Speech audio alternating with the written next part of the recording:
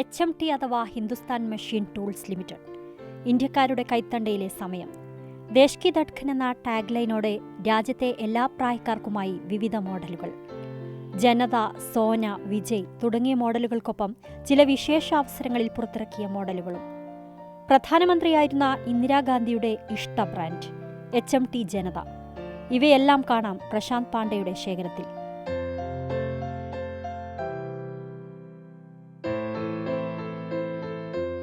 പ്രശാന്തിന്റെ മുത്തശ്ശൻ ഉപയോഗിച്ചിരുന്ന വാച്ചാണ് കൂട്ടത്തിൽ ഏറ്റവും പഴയത്.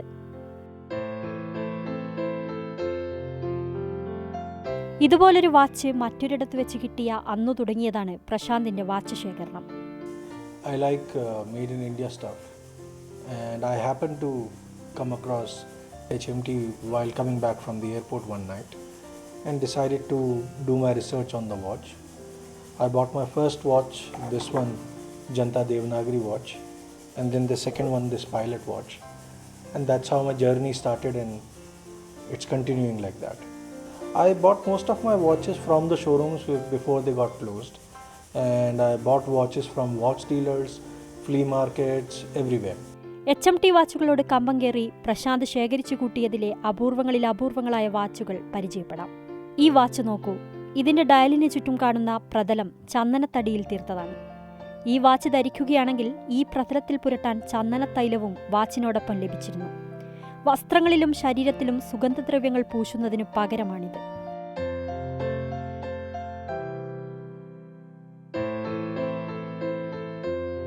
സ്വർണ്ണ ബിസ്ക്കറ്റ് ഘടിപ്പിച്ച ഡയലുള്ള വാച്ചാണ് മറ്റൊരു കൗതുകം.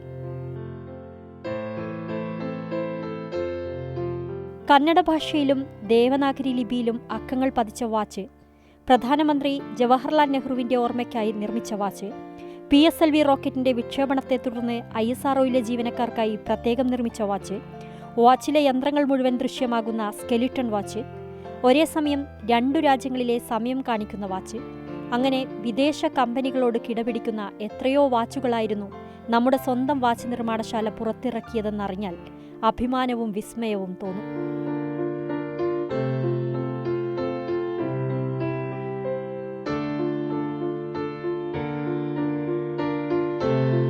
സമയത്തെ തോൽപ്പിച്ച് മനുഷ്യൻ കുതിച്ചപ്പോൾ ഇന്ത്യക്കാരുടെ കൈത്തണ്ടയിൽ വിദേശ ബ്രാൻഡുകൾ ഇടം പിടിച്ചു.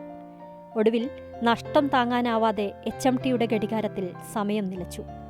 കമ്പനി വീണ്ടും തുറന്നു പ്രവർത്തിക്കണമെന്ന ആഗ്രഹം മനസ്സിലിട്ട് നടക്കുകയാണ് പ്രശാന്ത് പാണ്ഡെ.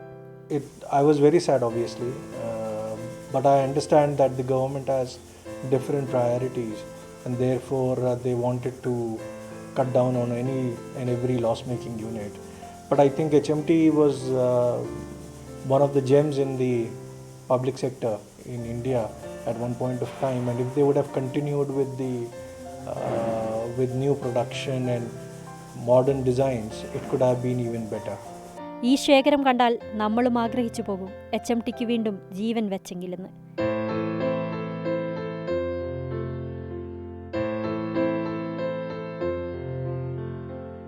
വിനോദ് മൊറാഴയ്ക്കൊപ്പം നദീറ, മാതൃഭൂമി ന്യൂസ്, ബംഗളൂരു.